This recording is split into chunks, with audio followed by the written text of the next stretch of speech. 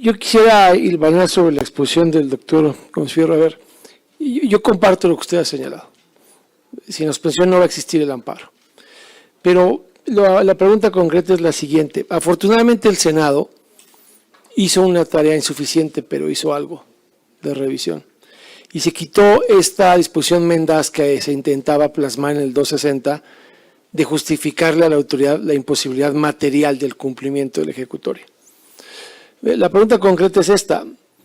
En su experiencia, si nos quedamos sin la suspensión y en el supuesto sin conceder que alguien ganase la resolución de fondo, en el daño irreparable, digamos, del concesionario que ya quebró la empresa o al ejidatario al que ya le enajenaron el derecho de vía y le dañaron su patrimonio, ¿cómo es que ve usted la reparación sustituta del daño? Porque yo no veo a este gobierno en la reparación sustituta indemnizando a los particulares después de que, suponiendo sin conceder, un juez de los acordeones le haya dado la razón al quejoso y no a la autoridad. Pero si nos quedamos en la suspensión y si matamos el juicio de amparo, aún en el supuesto de que gane el particular la resolución, ¿qué experiencia tienen ustedes que han sido juzgadores de la reparación sustituta? Porque la que yo tengo en mi trayectoria legislativa es gente que tiene reparación sustituta de décadas sin ejecutar y la contumacia no se aplica. Ejemplos que yo recuerdo de funcionarios que han sido destituidos con vista al Ministerio Público por la contumacia y el desacato de un incidente en ejecución, pues me sobran dedos en esta mano para citarlos. Entonces, por su respuesta, muchas gracias. Muchas gracias, diputado Dorin. Le agradezco mucho la pregunta. Es un problema técnico que tiene una especificidad quizá algo compleja. ¿Y qué quiero decir con esto? Que los criterios que ha sustentado hasta hoy la Suprema Corte de Justicia de la Nación se encaminan a señalar que la reparación en el juicio de amparo debe ser jurídica, es decir, es restablecer en el goce del derecho que fue vulnerado. ¿Qué sucedería si, por ejemplo, no tenemos suspensión y el acto se ejecuta irremediablemente? Lo que sucederá es que ese juicio de amparo terminará siendo improcedente porque no podrá haber una restitución en el goce del derecho violado.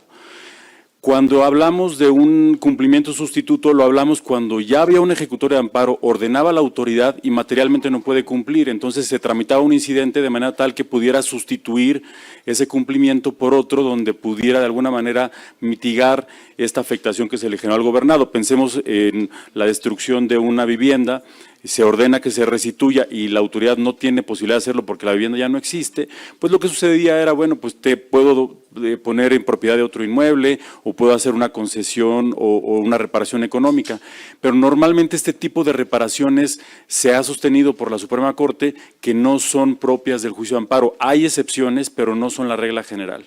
Y estas excepciones, hay casos, digamos, muy contados. Se ha dicho siempre, la restitución debe ser jurídica. Entonces, sin suspensión, repito, no hay amparo y no hay posibilidad de cumplimiento. Y si me permiten, en relación con el cumplimiento, quiero abordar un punto que también me parece problemático. ¿Por qué? El artículo 192 de la Ley de Amparo, en la propuesta que viene aprobada ya en el dictamen, señala que previo a requerir el cumplimiento, el juzgador deberá realizar un análisis de las facultades de las autoridades responsables y vinculadas a cumplir con la ejecutoria. De las autoridades vinculadas me parece no habría ningún problema porque son autoridades que finalmente se incorporaron al cumplimiento y que por esa razón habría que verificar en qué modo y de acuerdo con sus competencias pueden participar o no en el acatamiento de un fallo. Pero las autoridades responsables, pues para eso está la sentencia. Precisamente en la sentencia el juzgador ya realizó un estudio del acto, de las facultades que tenía y precisamente por eso lo declaró insubsistente. En la misma ejecutoria la autoridad tiene la obligación, el juez de distrito, el tribunal colegiado que conozca el amparo, de señalar con precisión cuáles son los efectos del acto reclamado. ¿Por qué es un obstáculo? Porque una vez que ya hay una ejecutoria de amparo, va a haber una segunda revisión para ver si la autoridad la puede cumplir. No, para eso estuvo la sentencia y la autoridad acudió al juicio de amparo en su defensa, ofreció informes, pudo interponer recursos. Si a una autoridad la obligan, a autoridad responsable me refiero, a cumplir con una sentencia de amparo, no debería en el artículo 192 revisarse de nuevo, con base en el 192, si tiene o no facultades para cumplir.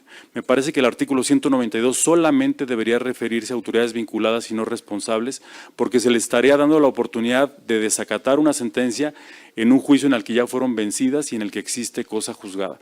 Esto me parece también importante ponerlo en contexto, porque además le quita la fuerza y la autoridad a las sentencias de amparo. Muchas gracias, diputado.